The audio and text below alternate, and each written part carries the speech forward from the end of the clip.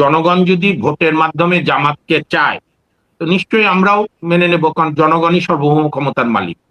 কিন্তু প্রশ্ন হচ্ছে যে সমস্ত সিমটম দেখা যাচ্ছে, এবং এই সরকার সাংঘাতিকভাবে জামাত ঘেঁষা সরকার, যে কারণে জামাত বাদে বাকি রাজনৈতিক দলগুলো সন্দেহ হচ্ছে নির্বাচনী ইঞ্জিনিয়ারিং হবে কি। সেই প্রশ্নের উত্তর দিতে হবে। প্রথম হচ্ছে, তো এই নির্বাচন শুরু থেকেই গ্রহণযোগ্য হবে না, কারণ 30 থেকে 25 থেকে 30 থেকে 35% ভোটারের। আরেকটা বিষয় আমি বলি, অনেকে আমার কাছে মনে হয় যে মূর্খদের কোনো গ্রাম নেই, সব গ্রামই মূর্খ থাকে। মনে হয় যে গত 25 বছরে যত তরুণ ভোটার হয়েছে সব কি জামাত, ওইখানে বিএনপির ভোটার নাই, ওইখানে আওয়ামী লীগের ভোটার নাই, ওইখানে গণ অধিকারে নুরুর ভোটাররা নাই। অদ্ভুত কথা বলে। যে দলটা তার সবচেয়ে ভালো রেজাল্টের সময় 8% ভোট পেয়েছিল জামাত, সে বাড়তে বাড়তে এখন 52% হবে। গাঁজাখড়ি গল্প।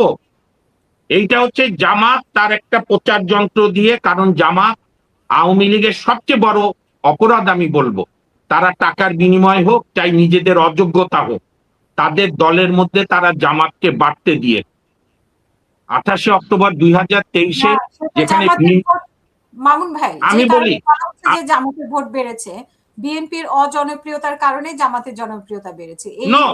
বিএনপির এই যে বিএনপি তো পরে আরো পরে বুঝবে যে ইউনূস তাদেরকে কি ঘোল খাইয়েছে, ইউনূস, আসিফ নজরুল ইত্যাদি লোকজন।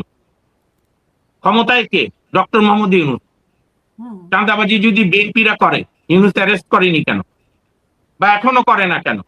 তা না করে বিএনপিকে, আওয়ামী লীগকে বিদায় দিচ্ছে ফ্যাসিস্ট বলে। আচ্ছা মানলাম ফ্যাসিস্ট, কথার কথা। বিএনপিকে চাঁদাবাজ। আপনি কি করলেন এই 17 মাস? আপনি চাঁদাবাজ প্রত্যেক থানায় কয়জনকে অ্যারেস্ট করেছে? কাজী বিএনপির এখনো ঘুম ভাঙতে হবে, বুঝতে হবে ইউনূস কি চাচ্ছে। এবং ইউনূস সাহেবদেরকে আমি বলি, ইউনূস সাহেব, শেখ হাসিনাও এরকম প্ল্যান করেছিল, 41 পর্যন্ত থাকবে নানা বুদ্ধি করে। এর আগে বেগম জিয়াও প্রধান বিচারপতির বয়স বাড়িয়ে দিয়ে ভেবেছিল আবারও থাকবো, এরশাদও ভেবেছিল, বঙ্গবন্ধু ভেবেছিলেন 5 সাল করে থাকবেন, জিয়াউর রহমানও ভেবেছিল, এর আগে আইয়ুব ইয়াহিয়া খানও ভেবেছিল। বাংলাদেশের মানুষ কিন্তু প্রতিদিন প্রতিবাদ করে না, প্রত্যেক দিন মাঠে নামে না, কিন্তু যখন নামে ঠিক মতো নামে। এই ভোট নিয়ে যদি কোনো ইঞ্জিনিয়ারিং এই সরকার করার চেষ্টা করে, এই ভোট নিয়ে যদি বিশেষ কোনো দলকে অন্যায়ভাবে ক্ষমতায় আনার চেষ্টা করে, এর পরিণাম ভয়াবহ, এর পরিণাম ভয়াবহ হবে।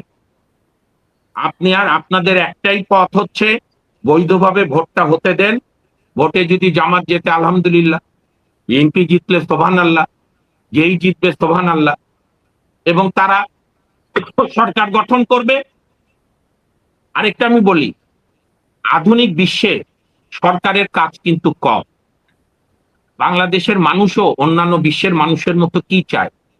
তুমি সরকার, সরকার দল আমার বাড়িতে এসে হামলা করো না, আমার ব্যবসায় এসে হামলা করো না।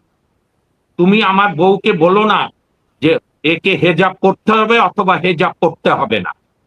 তুমি আমাকে বাধ্য করো না মসজিদে যেতে, বা বাধ্য করো না মন্দিরে যেতে, আবার বাধ্য করো না মসজিদে যাবা না।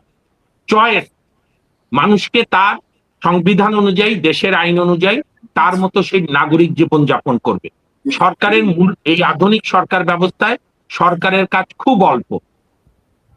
একটা হচ্ছে, প্রথম, প্রত্যেক মানুষের নিরাপত্তা প্রতিবিধান করা। নাম্বার 2, নাগরিকরা যে যে পেশায় থাকে সেই পেশায় যেন সে স্বাধীনভাবে করতে পারে। নাম্বার 3, রাষ্ট্র অন্যায় করতে পারে, আমি মামুনও অন্যায় করতে পারি আপনার উপর, অন্যায়ের ক্ষেত্রে যে বিচারালয়ে যাবে সেই বিচারালয়ে যেন দলীয় বা দলবাজ না করে, যেটা অলরেডি আসিফ নজরুল এই বিচার বিভাগকে আওয়ামী লীগ স্টাইলেই জামাত আর বিএনপি করণ করেছে, সেইটা যাতে নতুন সরকার না করে। শুধু জামাত বিএনপি করো না, আসিফ নজরুল তার বন্ধু বান্ধবদেরও হাইকোর্টে জজ বানিয়ে। আসিফ নজরুলের পারফরমেন্স আনিসুল হকের চেয়েও খারাপ, যে কোনো দলীয় সরকারের আইনমন্ত্রীর চেয়েও খারাপ। ইতিহাসে তার একদিন বিচার। যে উনি সারাদিন রাত কাজ করে এবং সারাদিন গালি খায়। উনি শেখ হাসিনা তো বলতেন যে আমি তাহাজ্জুদের নামাজ পর্যন্ত জেগে ঘুমাই মাত্র 2 ঘন্টা। এগুলো বলে লাভ আছে? আপনাকে আমার একটা প্রশ্ন, আপনি যে বলছেন যে মুক্তিযুদ্ধের হিসাব নিকাশের কথা যেটা বলছেন, তাহলে কি কর্নেল অলি তারপরে মেজর আক্তার ওরা কেন নতুন করে জামাতের কাছে গেল?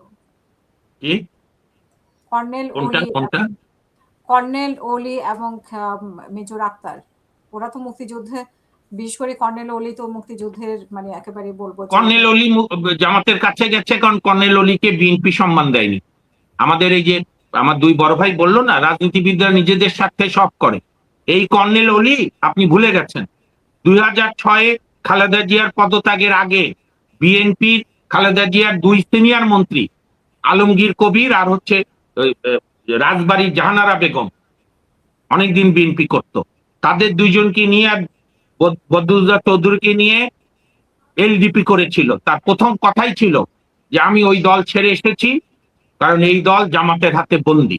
এখন এগুলো আর্কাইভে দেখান, আমাদের রাজনীতিবিদদের যদি গত 40 বছরের বক্তৃতা দেখান, আর লজ্জার যদি থাকে তাহলে তাদের লজ্জায় আত্মহত্যা করতে হবে সবার, ম্যাক্সিমামের।